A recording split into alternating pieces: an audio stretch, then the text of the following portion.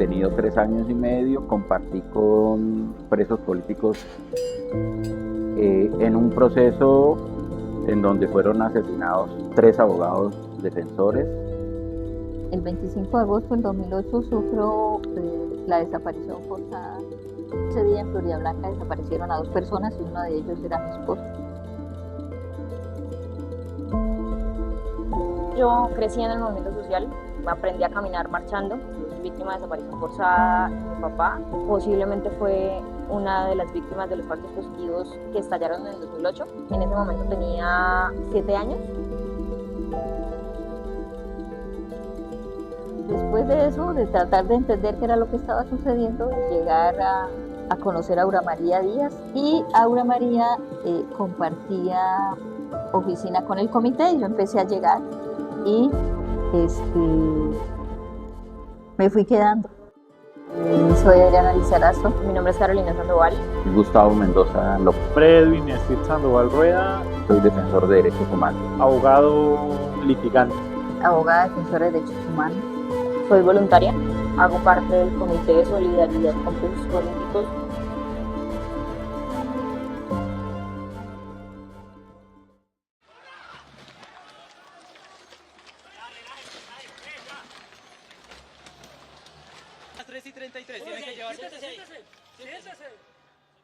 Para mí, un preso político es todo aquel que fundamentalmente ejerce el disenso.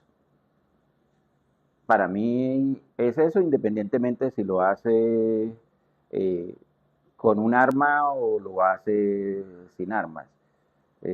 Hay muchas categorías.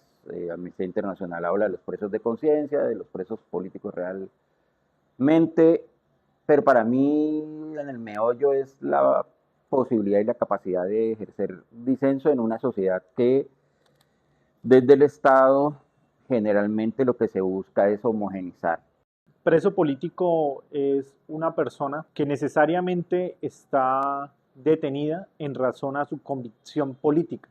Primero es una persona que por sus ideales se levantó en contra de políticas de Estado que afectan a la comunidad y a la nación en sí, a la población en general, y que en razón a estas luchas pueden darse de diferente manera, entre ellas las armadas, las sociales, etc.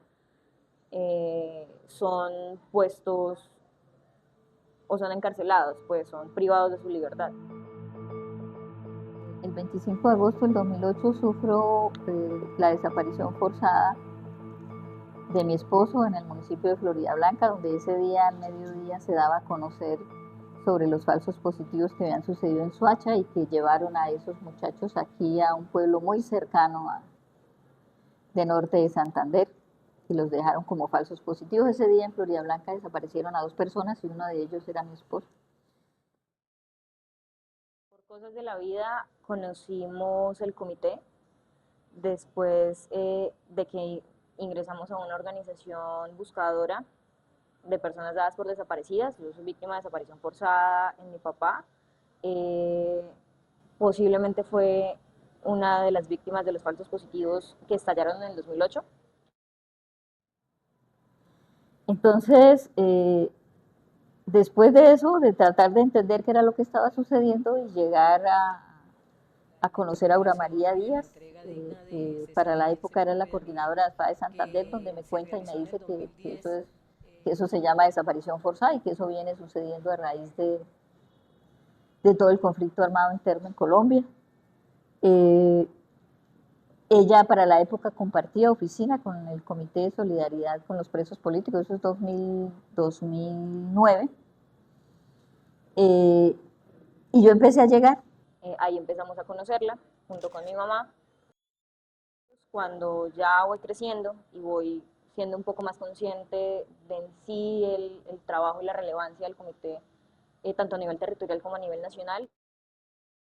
Me fui quedando ahí como voluntaria, como que escuchaba, como que ayudaba a algunas cosas, pues porque también sentía gratitud de lo que estaban haciendo conmigo, ¿cierto? Me estaban ayudando y no me estaban cobrando ningún peso.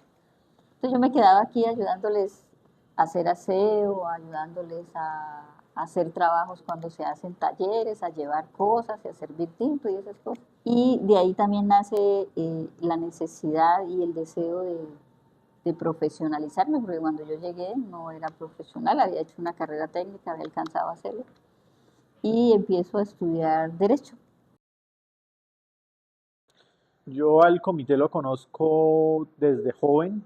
Siempre he admirado el trabajo y la labor que ha hecho en defensa de los derechos humanos, la representación de las víctimas de crímenes cometidos por parte de agentes del Estado, y lo conozco por esto, por ese mismo objetivo, en relación a la defensa que el comité hacía de las ejecuciones extrajudiciales.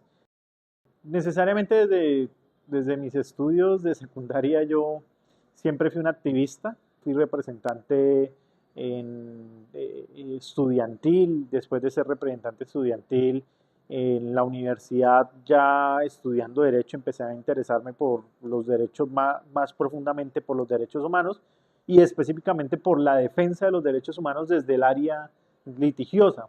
Y desde ese momento pues empiezo a ser parte de cierta manera del voluntariado del Comité de Solidaridad. Nosotros teníamos en la universidad, en la Autónoma de Bucaramanga, un centro de estudios de Derecho. Y a partir de ahí empezamos a hacer la Semana de Derecho. Y ahí trajimos, creo que en 1990, a Lirio de Jesús Pedraza, que era abogado del Comité de Solidaridad con Presos Políticos, para que hablara de un tema que en ese momento no se hablaba, que era el tema de la desaparición forzada. Y eso me impactó mucho porque Jesús Alirio estuvo en esas jornadas y como a los 3 meses fue desaparecido forzadamente por el Estado colombiano. Precisamente en estos momentos en la JEP hay sometido uno de los ex militares que trabajaba para la Brigada 20 de Inteligencia, en donde afirma que Jesús Alirio, como otros defensores de derechos humanos y líderes de izquierda, fueron detenidos clandestinamente, conducidos a las instalaciones de la Brigada 20, torturado y luego asesinado y luego enterrado en las instalaciones de la Brigada 20. Es que él no llegó a armarse porque quiso, porque le gustaba. O sea, no entienden la humanidad del preso político. Es dolorosamente y tristemente de dos presos que por todo el trabajo, con todo el trabajo que logramos hacer de solicitudes de que le fuera dada un subrogado penal, que fuera una detención domiciliaria porque estaban en estados críticos de enfermedad, ¿cierto? Que estaban ya desahuciados y que por más de el primero duramos un año, eso fue en la cárcel de Jamundí, haciendo solicitudes humanitarias ante los jueces y ante toda la institucionalidad a nivel internacional, y no logramos que esa medida sustitutiva le fuera dada como algún paliativo. Fue que una semana antes de que muriera pudiera morir en un hospital y no morir ahí en la celda.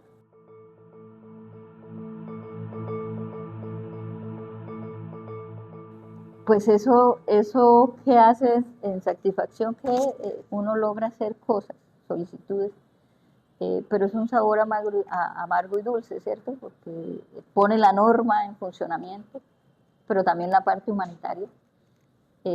Pero finalmente aquel deseo, por lo menos de que muera cerca a su familia, en su casa, es completamente difícil, y sobre todo en esos delitos políticos que son los delitos de rebelión. Los jueces y la institucionalidad y las mismas personas son muy cerrados a ello.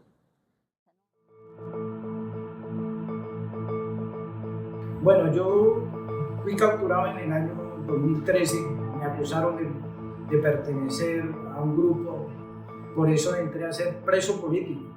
Ahí es donde yo empecé a conocer el comité. Mi nombre es Desiderio Bautista Ortiz, me dedico a manejar taxi o estoy trabajando taxi porque salí hace 3 años de la cárcel. Yo estaba detenido, pagué 8 años y medio de físico, ¿no? Me acusaron de pertenecer al ELN, por eso entré a ser preso político, ¿sí? Me acusaban de varios delitos. Sí decía y mi conciencia decía, écheme en rebelión, porque de pronto por pensar diferente, de pensar en contra del gobierno, en mí cabía la sola rebelión, pero como es la justicia, me pusieron y me imputaron secuestro, terrorismo, rebelión y esos delitos que no encajaban. Yo soy sincero, para mí debería haber pagado la sola rebelión. A los 5 años resuelve ya un juez condenarme. Me echa el delito de terrorismo, concierto para delinquir y el delito de rebelión. Cuando llega ya ese comité. Y en una ocasión que va el doctor Edwin a la cárcel de Palo Gordo, me manda a sacar. Y entonces yo decidí escuchar al doctor Edwin. Hablamos, fuimos, ya después me visitó el doctor Gustavo, ya bajó la doctora Adriana. Y entonces en eso yo fui metiéndome en el cuento del comité. Ya ellos iban a darnos cursos, iban a darnos muchas cosas, ¿sí? Empezaron a llevarnos cartillas para ir aprendiendo. Y ya fui mezclándome en el cuento. O sea, para mí el comité fue una barra como esas que le ponen a uno para que uno se tranque. Soy detenido en la ciudad de Ureña, estado Táchira, de Venezuela. Soy clandestinamente traído a la ciudad de Cúcuta y de allí soy presentado en medios de comunicación. Estuve detenido 3 años y medio, compartí con presos políticos en diferentes penitenciarías, la de Palo Gordo, la de Cómbita, Picota, la de Cúcuta, en un proceso en donde fueron asesinados 3 abogados defensores, fueron amenazados el resto de abogados, lo que conllevó a que el proceso fuera trasladado desde Cúcuta a Bogotá, porque no habían las condiciones. El proceso nuestro fue abierto por la fiscal Ana María Flores, fiscal que posteriormente fue condenada por ser parte integrante de las Autodefensas Unidas de Colombia, del bloque Frontera, pasarles información privilegiada, además de estar relacionada con múltiples asesinatos ocurridos en la ciudad de Cúcuta, en donde se le pasaba la información para que los paramilitares fueran a asesinar a personas a las que se les indicaba de ser, digamos, una molestia para el estado que se estaba conformando en ese momento, que era un estado cooptado totalmente por el paramilitarismo. Pues yo he sido un crítico en este campo de la rehabilitación del personal privado de la libertad, pues llevo 35 años en la institución y puedo decirle que la política criminal en mi país está al revés. La situación no es porque sean presos políticos, es porque no hay recursos. El Estado no asigna los recursos necesarios para nosotros poder brindar realmente un proceso de resocialización a todos los privados de la libertad, independientemente del delito que ellos tengan. Los obstáculos que nosotros encontramos es que no hay apoyo por parte de las instituciones, ¿sí? Y si lo hay es muy pobre, entonces esto simplemente nos toca tocar corazones, nos toca enviar cartas a, digamos, a instituciones que... Como su nombre lo dice, es un comité que representa a los presos por situación política. Pues el aporte de nosotros como institución es más de tipo académico, con formación de diplomados en derechos humanos. Cuando estas personas desean hacer un trabajo, con las personas privadas de la libertad hace que ellos mantengan la mente ocupada, que desarrollen alguna habilidad, y ya por lo menos en el campo del derecho muy importante porque ellos perdieron la libertad por un desconocimiento de la norma.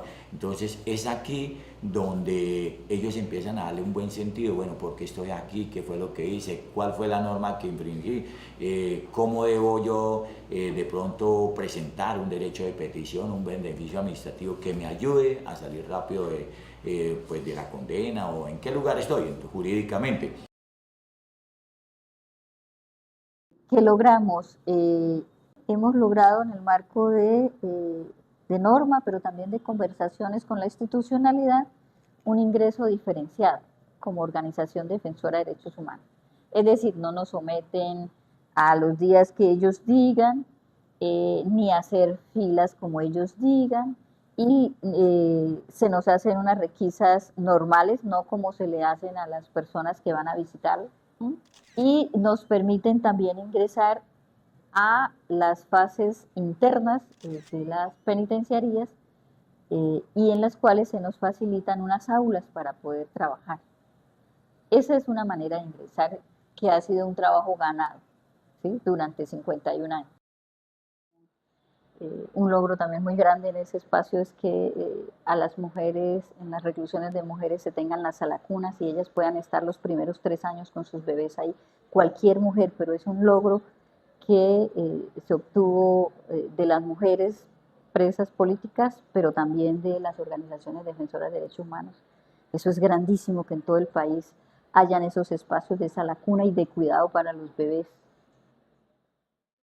Quien pertenece al comité lo hace realmente por la necesidad de aportar, porque con el comité pues se ha podido hacer, por eso pues los galardones que ha tenido el comité con el reconocimiento del Premio Nacional de Derechos Humanos y a través de la campaña de defensa. Nosotros hemos tenido reconocimientos desde el 2017 en el marco de la Semana por la Paz por realizar un trabajo de defensa de derechos humanos en el departamento de Santander y en las cárceles. Y ya en nuestros 50 años, el año pasado, lo que hace la Asamblea Departamental es darnos un reconocimiento con la Cruz Luis Carlos Galán como a la organización social más antigua en el departamento, pero también aquella que lidera los temas de derechos humanos en Santander. Para mí el comité representa la terquedad, y es la terquedad de poner posturas que a veces puede que para el momento no sean las que muchos quisieran escuchar. Yo digo que el comité para mí es algo como muy grande, porque ayuda a muchas personas, ayuda a los presos políticos. El comité que tiene de irse a pedir puerta a puerta, regálenme útiles de aseo, regálenme esto. O sea, por eso digo, el comité es algo como una fundación muchísimo grande. ¿Sí ven? Para mí el comité y la defensa de derechos humanos es una decisión, y eso es una decisión de vida. Es aquella, como lo decía, es aquella escuela en la cual te va a permitir crecer y aportar